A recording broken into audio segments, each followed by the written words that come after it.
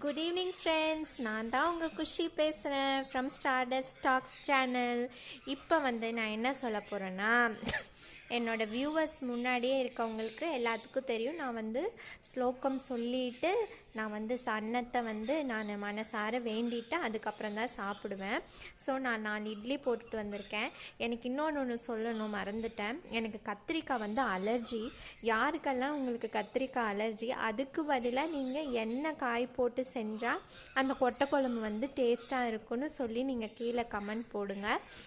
So இன்றைக்கி அடுத்து என்ன பார்த்தீங்கன்னா, இந்த பாசி பச்சை பயிறு வேக வச்சது நான் சர்க்கரை போட்டு சாப்பிட எனக்கு ரொம்பவே பிடிக்கும். ஸோ இதுதான் என்னோடய ஒரு சின்ன மினி டின்னர் நீங்கள் பார்க்கலாம்.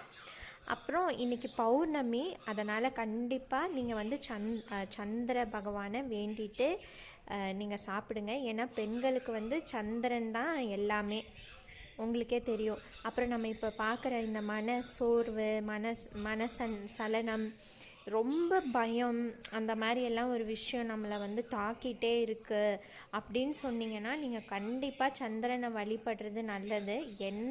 நீங்கள் பூஜை புனஸ்காரமெல்லாம் செய்ய தெரியலன்னா நம்ம விட்டுறலாம். நம்ம போய் சந்திரனை மட்டும், அந்த சந்திர ஒளி நம்ம உடம்பு மேலே பட்டால் மட்டுமே நம்மளுக்கு போதுமானது. அது நம்மளுக்கு தேவையான பலன்களை நம்மளுக்கு அது செஞ்சிடும். ஸோ இதுதான் ஃப்ரெண்ட்ஸ், இன்றைக்கி உங்களுக்கு எல்லாத்துக்கும் ஒரு ஹாப்பி பௌர்ணமி விஷ் பண்ணலான்னு. எங்கள் வீட்டுக்கு பின்னாடி இல்லை பக்கத்தில் கோயிலில் நல்ல மணி அடித்தாங்க. ரொம்ப அந்த ஓசையே காதில் கேட்கும் போது ரொம்ப சுகமாக இருந்தது.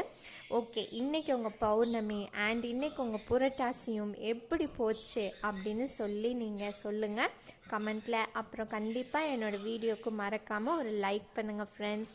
And see you in my next video. Bye.